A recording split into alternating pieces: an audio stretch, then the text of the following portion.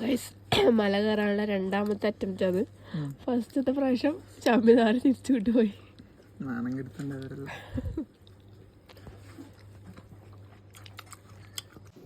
Hello guys, welcome back to my channel.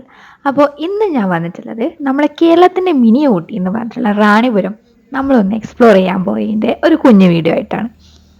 അപ്പോൾ first തന്നെ നമ്മൾ ഫുഡൊക്കെ കഴിച്ചിട്ടാണ് ഈ ഒരു മല കയറാൻ വേണ്ടി പോയത്.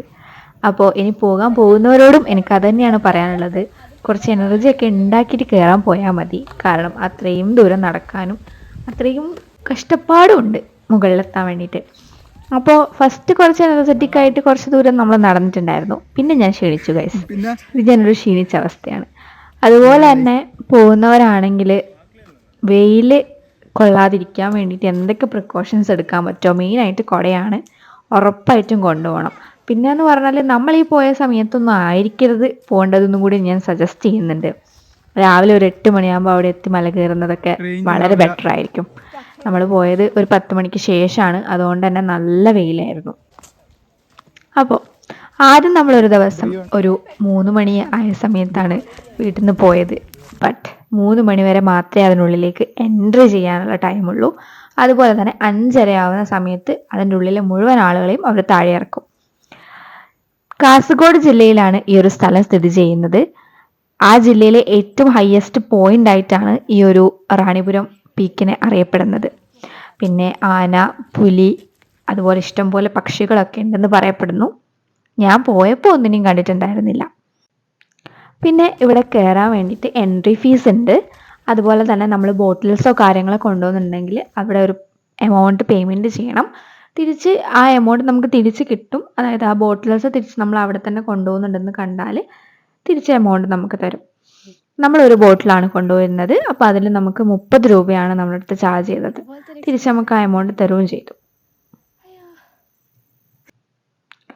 എൻ്റെ ലൈഫിൽ ഞാൻ ഇങ്ങനെ ഒരു എക്സ്പീരിയൻസ് ഇതുവരെ ചെയ്തിട്ടില്ല. എനിക്ക് കുറച്ച് ഹാർഡായിരുന്നു മുകളിലേക്ക് കയറുന്ന സമയത്ത്. കാരണം എനിക്ക് ഓൾറെഡി ഒരു ഫീവർ കഴിഞ്ഞിരിക്കുന്ന ഒരു സമയമായതുകൊണ്ട് മേ ബി അതും കൂടി ആയിരിക്കാം. പിന്നെ ആ ഒരു മലേൻ്റെ മുകളിലാണ് നമ്മുടെ ലക്ഷ്യസ്ഥാനം.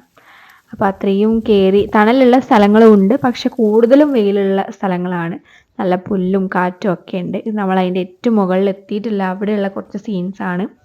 ഈ ഒരു പാറേൻ്റെ മുകളിലാണ് നമ്മൾ ഫൈനലി എത്തുക. അവിടെ ഇഷ്ടംപോലെ മരങ്ങളുണ്ട്, അതുകൊണ്ട് തണലൊക്കെ ഉണ്ട്. നമ്മളൊരു 1 അവറിൻ്റെ അടുത്ത് അവിടെ സ്പെൻഡ് ചെയ്തിട്ടുണ്ടായിരുന്നു. പിന്നെ നമ്മളിനി കുറച്ച് സമയം നിന്ന് കുറേ സമയം നമ്മൾ കോട വരുന്നൊക്കെ പ്രതീക്ഷിച്ച് നിന്നിട്ടുണ്ടായിരുന്നു. So we are going back. കുറേ സമയം നമ്മൾ അടിയിരുന്നു, പക്ഷെ കോടയൊന്നും വന്നില്ല. അപ്പോൾ ഇനി നമ്മൾ തിരിച്ച് താഴേക്ക് ഇറങ്ങുന്ന ജേണിയാണിത്. പിന്നെ ഒരു 5:30 എന്ന് പറയുന്ന സമയമാകുമ്പോഴത്തേക്ക് അവിടെ തിരിച്ച് മുകളിൽ ഫോറസ്റ്റ് ഓഫീസേഴ്സ് തന്നെ വന്നിട്ട് നമ്മളെ താഴെ ഇറക്കാനുള്ള കാര്യങ്ങളൊക്കെ ചെയ്യും.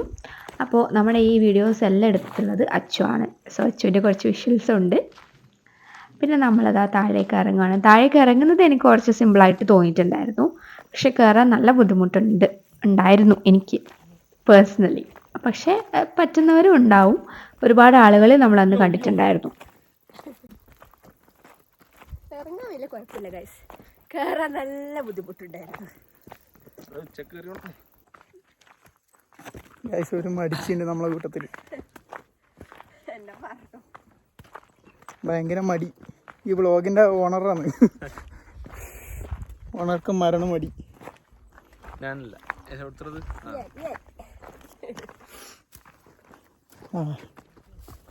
എന്താ ചാതനം.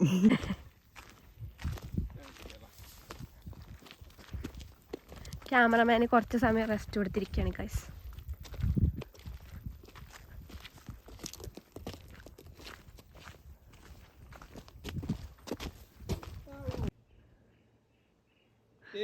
ഇങ്ങോട്ട് വാ.